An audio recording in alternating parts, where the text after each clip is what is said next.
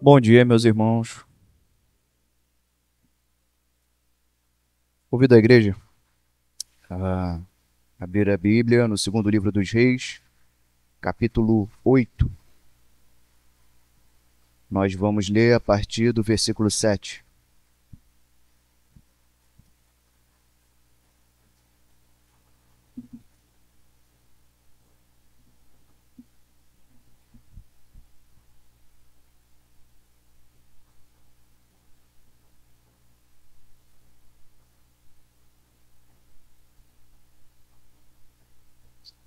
Segundo livro dos Reis, capítulo 8.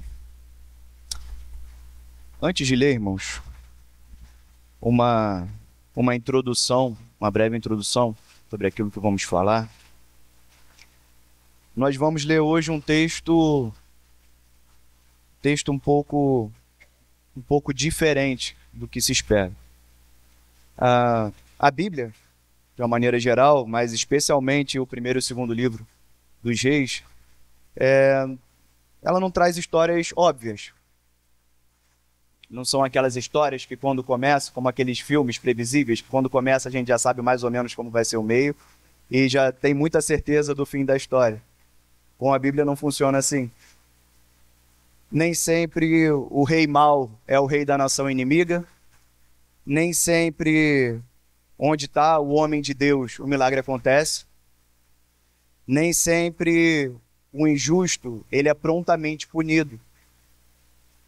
Nem sempre é óbvio. As histórias que nós lemos, que nós meditamos aqui, elas costumam ser muito diferentes do que nós esperamos delas. Mas, ao mesmo tempo, elas costumam ser muito parecidas com o que é a nossa vida. Coisas surpreendentes acontecendo o tempo todo. Nos pegando de surpresa o tempo todo.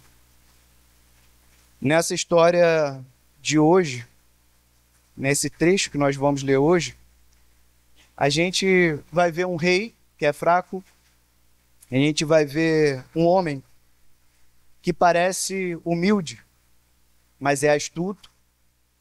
Nós vamos ver também um homem justo, que se entristece,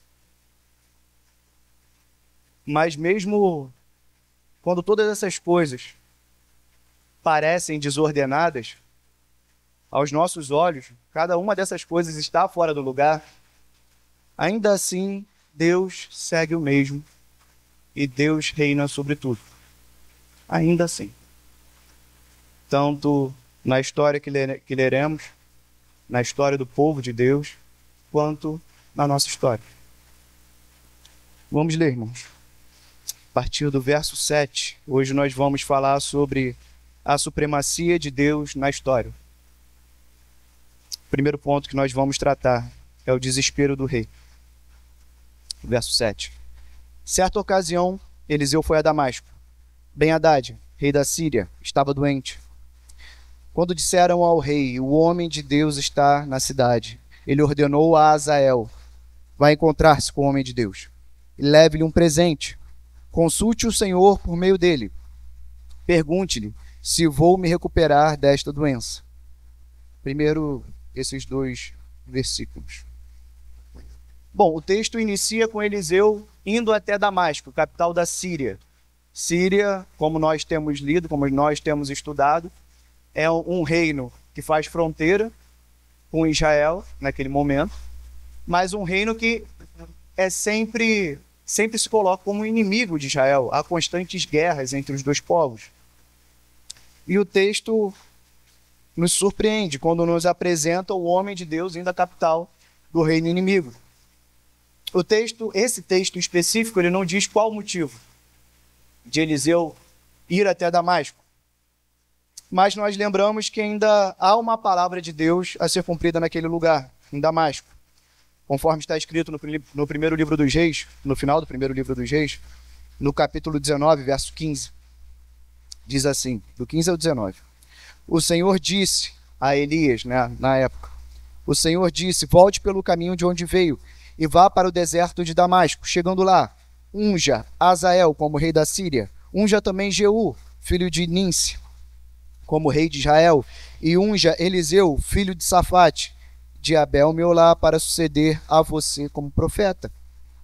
Jeú matará todo aquele que escapar da espada de Azael, e Eliseu matará todo aquele que escapar da espada de Esaú, da espada de Jeú.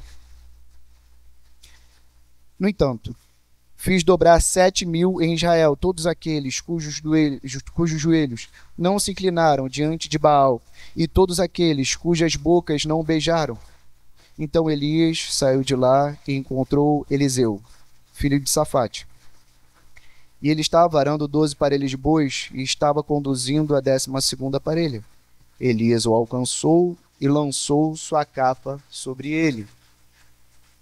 Bom, havia uma palavra de sucessão. Essa palavra que foi dada no capítulo 19 foi uma palavra de sucessão. Uma palavra de sucessão do ministério de Elias, sendo passado para Eliseu, como se cumpre nesse próprio texto que nós lemos. Há uma sucessão de reis também. O reinado da Síria sendo passado para Azael. E há uma sucessão de reis em Israel. Nessa sucessão que nós vemos, em Damasco ainda resta um rei a tomar posse. Esse rei é Azael.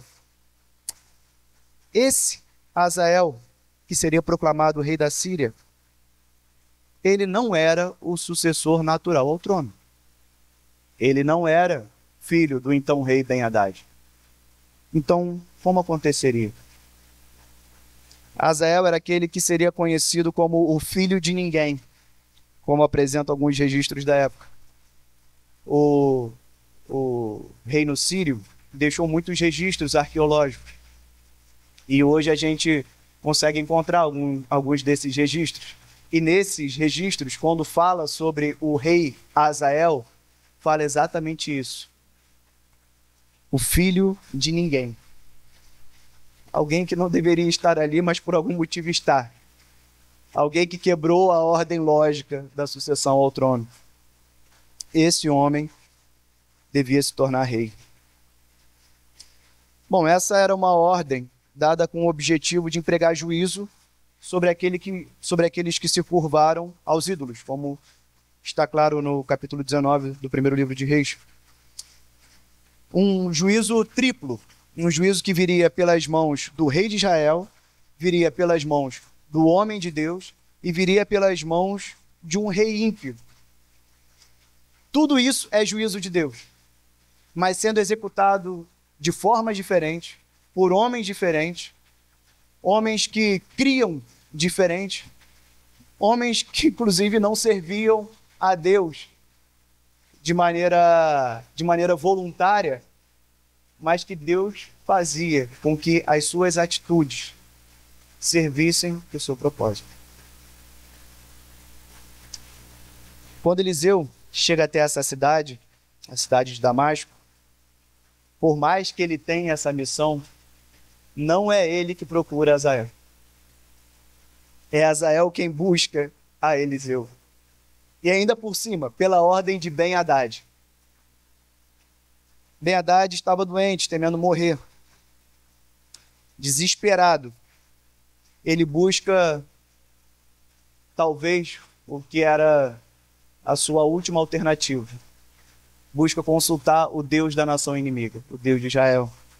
E Ben-Hadad fala muito bem. Essa busca é uma busca muito diferente do que costumamos ver, tanto dos reis sírios quanto dos próprios reis de Israel. Olha a palavra de Ben-Hadad. Ben-Hadad, ele não vê aqui Eliseu como o detentor do poder. Ele fala que Eliseu é o homem de Deus, mas ele fala que Eliseu irá consultar o seu Deus. Ben-Hadad, acertadamente, ele atribui o poder a Deus e não ao homem. O que pega a gente de surpresa nesse texto. Mas ainda assim, Ben-Hadad pede para que leve a Eliseu exagerados presentes, grandes presentes. O que pode ser um sinal de que, por mais que o seu desespero o aproxime do caminho correto, os exagerados presentes mostram que seus olhos ainda estão no poder do homem. Ele ainda não está nos caminhos de Deus. Vamos continuar a leitura, irmãos? Nessa segunda parte, após o desespero de Ben-Hadad, a gente vai ver o choro do homem de Deus.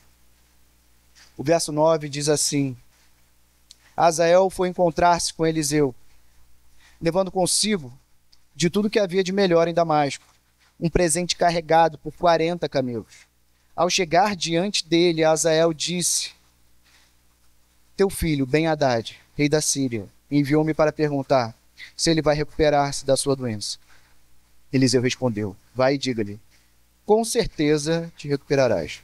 No entanto, o Senhor me revelou que de fato ele vai morrer. Eliseu ficou olhando fixamente para Azael até deixá-lo constrangido. Então o homem de Deus começou a chorar. E perguntou a Azael: Por que meu senhor está chorando? Ele respondeu: Porque sei das coisas terríveis que você fará aos israelitas. Você incendiará suas fortalezas, matará os seus jovens à espada, esmagará as crianças e rasgará o ventre das mulheres grávidas. Azael disse: Como poderia teu servo, que não passa de um cão, realizar algo assim? Respondeu Eliseu: O Senhor me mostrou que você se tornará rei da Síria. Bom, como vimos, os muitos presentes trazidos por Azael em nome de Ben-Hadad não foram capazes de mudar as palavras da boca de Eliseu. A palavra que foi revelada lá atrás, se manteve firme. Há uma discussão sobre o verso 10, uma discussão sobre tradução, se o que Eliseu diz é certamente te recuperarás, ou se existe um não no meio dessa frase que aponta o contrário. Mas em ambas as traduções, a gente vê a mesma compreensão, que é Eliseu dizendo a Azael: Ben-Hadad vai morrer, mas não da doença. É isso que o texto quer dizer. O juízo virá sobre Ben-Hadad. No verso 11, após essa sentença, o olhar de Eliseu a Azael é algo que precisa chamar a nossa atenção. Esse olhar fixo de Eliseu a Azael, até que Azael ficasse constrangido. Esse olhar fixo precisa chamar a nossa atenção. Eliseu estava diante daquele que subiria o trono, segundo a palavra de Deus, mas também era aquele que massacraria o povo de Israel, também segundo a revelação de Deus. Imagine, irmãos, uma crise desse tamanho na cabeça de Eliseu, de ver aquele homem, um servo sem poder, como ele mesmo diz: eu não passo de um cão. Aquele homem, e pensar, e saber, não pensar, mas saber, esse homem vai se tornar rei. E saber também, esse rei vai massacrar o meu povo. E talvez a gente espere que Eliseu tome ali alguma atitude, ou repreenda Azael de alguma forma, ou traga alguma palavra de juízo, condenação, mas não. Ele olha para Azael, até que Azael fique constrangido. E ele chora. Eliseu chora.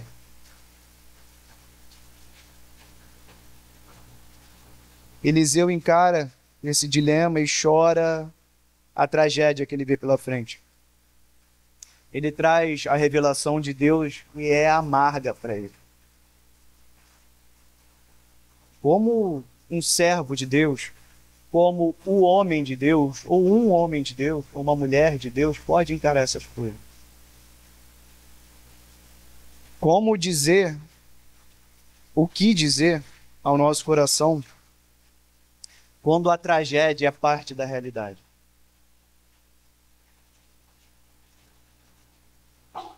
Nós sabemos, irmãos, que nada foge dos olhos de Deus. Isso é uma realidade que nós estamos felizmente acostumados. a refletir e a repetir. Nada foge dos olhos de Deus. Sabemos que não há um passo de um inseto ou guerra entre nações que não passem pela permissão de Deus. Deus tem um poder sobre todas as coisas. Deus tem um poder sobre a história. Nós sabemos também que o juízo sobre os ímpios é inevitável. Nós também sabemos disso. Sabemos que a redenção dos justos é garantida. Também sabemos disso. Mas o que nós não sabemos como cada uma dessas coisas acontecerá em seus detalhes. Isso nos foge. Mas em tudo isso que nós sabemos, nós temos a certeza que Deus vai mover a história, transformando até o mal em bem, para que a sua palavra boa, perfeita e agradável seja cumprida, até o dia que o mal terá fim. Isso nós sabemos. Até o dia que seu povo viverá em glória com ele. E é isso que nós precisamos saber. A palavra vem da boca de Deus, mas o mal ainda é fruto da perversidade de Azael. Ele não está impune da sua maldade. E no último trecho desse texto, a gente vê aquele que era o cão, o servo, se tornando rei. Verso 14. Então Azael saiu dali e voltou para o seu senhor. Quando Ben-Hadad perguntou: o que Eliseu disse? Azael respondeu: ele me falou que certamente te recuperarás. Mas no dia seguinte, ele apanhou um cobertor, encharcou-o, e com ele sufocou o rei até matá-lo. E assim, Azael foi o seu sucessor. Um cão que se torna rei. Ben-Hadad, ele é morto pelo seu servo de confiança. O pequeno Azael, antes era apenas um cão, mas agora chega ao trono por meio do assassinato. Existe aqui um golpe político. E é um golpe que acontece por meio da maldade de Azael. Mas uma coisa não podemos esquecer.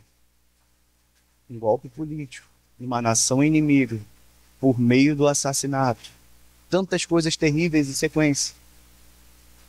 Mas até isso é cumprimento da palavra de Deus. Até isso foi revelado lá atrás, no capítulo 19 do primeiro livro do Gênesis. Ao acompanhar a história de Azael, nós podemos ver que todo esse mal não passará impune.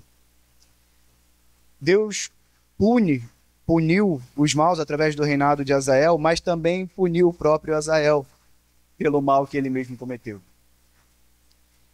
No livro de Amós, no capítulo 1, nos versos 3 ao verso 5, diz assim: assim diz o Senhor, por 3 transgressões de Damasco e ainda mais por 4, não anularei o castigo, porque trilhou Gileade com trilhos de ferro pontudos. Porei fogo na casa de Azael, que consumirá as fortalezas de Ben-Hadad. Derrubarei a porta de Damasco. Destruirei o rei que está no vale de Avém, e aquele que segura o cetro de Bet-Eden. O povo da Síria irá para o exílio em Quir, diz o Senhor. Existe um mal aqui que também será punido. O Senhor é justo, irmãos.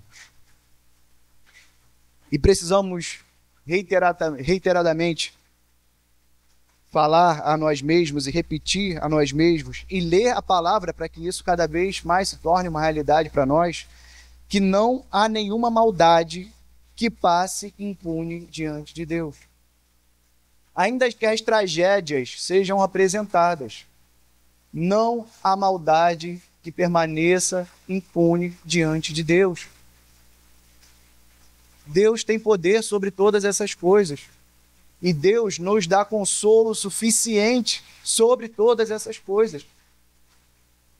O que nós não podemos fazer é nos deixar ser destruídos pela tristeza da tragédia,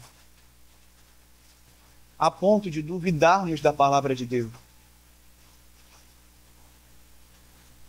Como pôde,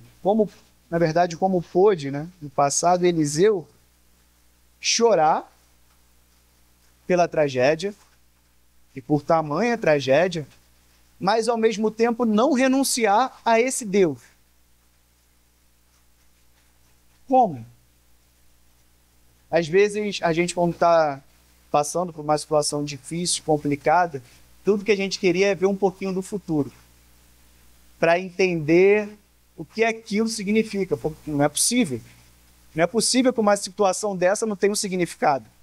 Precisa significar alguma coisa. Precisa ser uma lição que vai me deixar melhor de algum jeito, mais inteligente, mais rico, mais santo, mais qualquer coisa. Não é possível que isso vai acontecer agora sem que... Não dá, foge da minha compreensão. E Eliseu pôde ver um pouquinho à frente. Ele viu a tragédia. Irmão, como permanecer fiel no meio de todas essas coisas? Eliseu sabia alguma coisa. Eliseu via alguma coisa. Sim, irmão. Nós temos diante de nós uma história difícil de entender, onde o primeiro rei sírio busca benefícios presenteando o homem de Deus, enquanto o segundo rei sírio, o rei que chega ao trono por meio de um gesto traiçoeiro. Parece que está todo mundo tentando mudar a história ao seu modo, né? Para o seu gosto, trazer a história para o seu próprio caminho,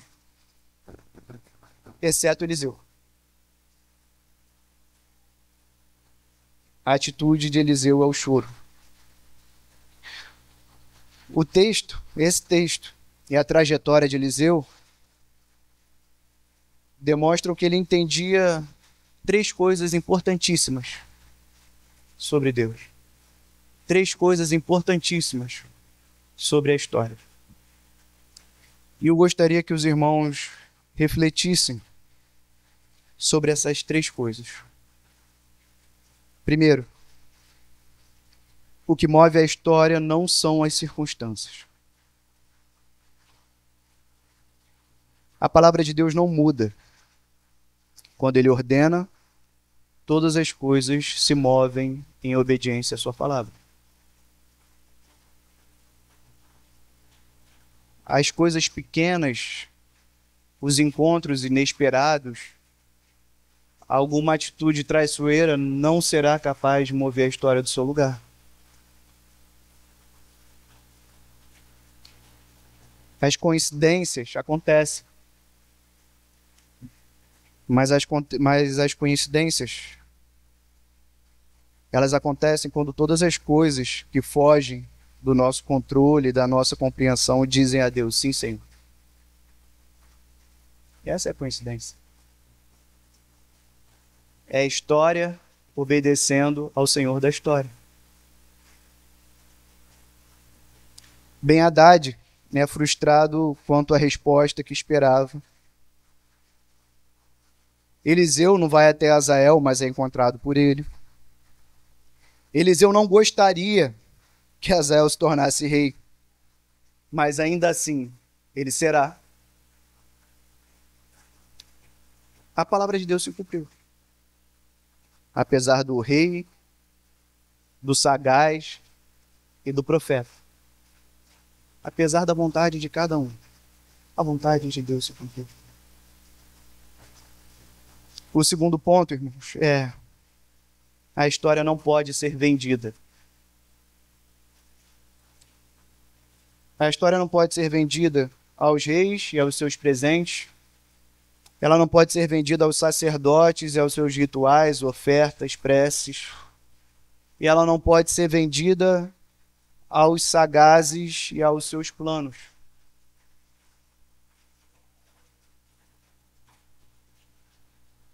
Chega a ser engraçado, irmãos, quando nós vemos presentes tão imponentes sendo trazidos a um profeta para que esse profeta profetize algo em favor do rei. Qual negócio que faria sentido para o Senhor do Universo? Ou qual oferta pode mudar a sua palavra? Quem pode surpreender o Senhor da história a ponto de ser sagaz diante dele? A história não pode ser vendida. O bem que vem de Deus é fruto do seu amor e graça. Não é um negócio. É um bem que é fruto do amor e graça. Nossas ofertas, elas não servem para pagar o que será feito. Elas servem para agradecer o que foi recebido.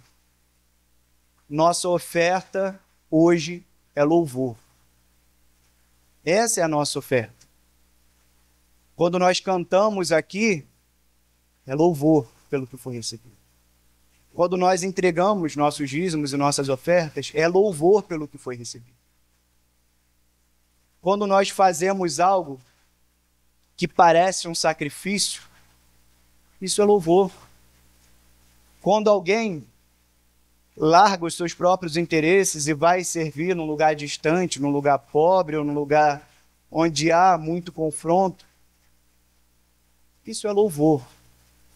Nada disso vai comprar as decisões de Deus. As decisões já foram tomadas. E graças a Deus por isso. Por isso nós ofertamos. E o terceiro ponto é que a maior vitória do ímpio não será capaz de livrá-lo do juízo. E a pior derrota do justo não pode afastá-lo de Deus. Eliseu tinha certeza disso. Eliseu olhou dentro dos olhos do ímpio. Ele viu sua impiedade, mas ele confia no juízo de Deus. Ele viu o povo de Deus sofrendo. Ele mesmo sofreu, mas ele conhece o amor de Deus. O Salmo, talvez um dos mais conhecidos, que é o Salmo 1, ele fala sobre o justo e sobre o ímpio e nos lembra disso. Os versos 5 e 6 do Salmo 1 dizem assim: por isso os ímpios não resistirão no julgamento, nem os pecadores na comunidade dos justos, pois o Senhor aprova o caminho dos justos, mas o caminho dos ímpios leva à destruição. O salmista não descreve como será o caminho, mas ele diz para onde esse caminho leva. O caminho dos ímpios levará à destruição. Irmãos, servir a Deus implica em se manter firme na esperança. Servir a Deus implica em admitir que não entendemos grande parte das histórias que nós vemos. Implica em admitir que nós não entendemos nem a nossa própria história. Inclusive, não entendemos nossa própria história nos momentos de tragédia, mas também nos momentos gloriosos, onde tudo dá certo. E às vezes a gente acha até estranho. Está tudo dando muito certo. Irmãos, como todas essas coisas acontecerão, como será a ordem de todas essas coisas e por onde os nossos caminhos passarão, a gente não sabe exatamente. Mas a gente sabe qual é o caminho. Não exatamente o que acontecerá. E você só se mantém firme nesse caminho se sua esperança se mantém firme no fim desse caminho, na chegada. Como Paulo diz, no alvo. Paulo, quando fala da corrida da fé, ele traz a imagem da maratona. Irmãos, quantas coisas podem acontecer no percurso de uma maratona? Um caminho tão longo, que tem subidas, que tem descidas, que tem buraco, que tem curvas. E quantas coisas podem acontecer e o quão desgastado a gente pode se sentir e o quão frágil a gente pode se sentir nesse caminho. Mas a linha de chegada permanece lá. O fim permanece o mesmo. O prêmio, como Paulo mesmo diz, traz nessa figura da maratona, o prêmio está no mesmo lugar. Basta que permaneçamos no caminho. O Salmo 1 fala isso do caminho dos ímpios. O caminho dos ímpios leva à destruição. Enquanto o caminho do justo será como a árvore plantada junto ao rio, onde as folhas não murcham, e no tempo certo nascerão seus frutos. Percebem, irmãos? Essa palavra, essas duas palavras, tempo certo. No tempo certo nascerão seus frutos. Nossa história está nas mãos de Deus. Por isso podemos ter esperança que por mais duro que seja hoje o caminho, nossas folhas não murcharão. Porque as águas do trono de Deus nos sustentarão. E no tempo certo virão os frutos.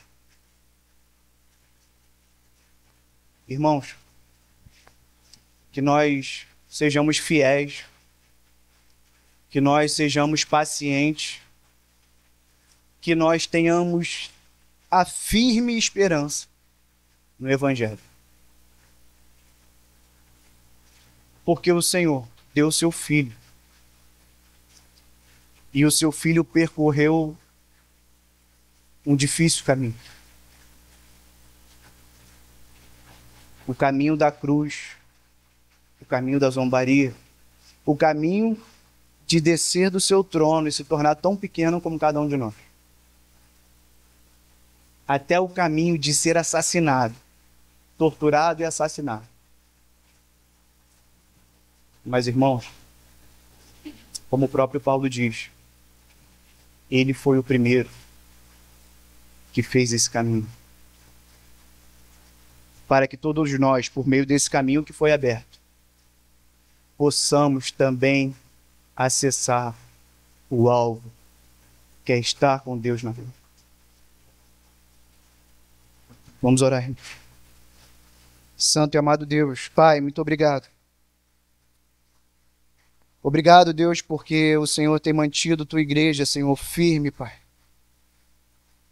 Obrigado, Senhor, porque, por mais difícil que seja a caminhada, Pai, o Senhor mantém nossos pés firmes, Pai. Obrigado, Senhor, porque nossa fé, ela é fortalecida, Pai, todos os dias pela tua misericórdia. O Senhor não tem afastado de nós o teu amor. E prova disso, Pai, é a presença da tua palavra em nossas vidas, Pai. Seja por meio da Bíblia, Pai, lida, seja por meio dos teus louvores, Senhor, dos louvores, Senhor, que falam também da tua palavra, seja por meio dos nossos irmãos que nos falam da tua palavra, seja por meio, Senhor, do teu Espírito falando diretamente aos nossos corações, Pai, quando não esperamos. O Senhor tem usado muitas formas, Senhor, para nos manter, Senhor, firmes no teu caminho, Pai. E te agradecemos por isso. Pai, que a tragédia, Pai, não nos mate, Pai. Que a tragédia, Pai, não entristeça, Pai, o nosso espírito a ponto, Senhor, de implodirmos, Senhor, mas que possamos, Senhor, ver que apesar de todo o mal que vem das mãos dos homens, Pai, apesar de todas as coisas que parecem ser estranhas a Ti, estranhas ao Teu amor, Pai, que apesar de todas essas coisas, a Tua história segue, porque o Senhor transforma até o mal em bem, para que a Tua palavra se cumpra. Muito obrigado pela Sua viva esperança, Pai. Que essa esperança, Pai, esteja acesa em nossos corações todos os dias da nossa vida, Pai, até o último dia, quando o encontraremos com o Senhor. Muito obrigado, Pai. Em nome de Jesus que oramos. Amém.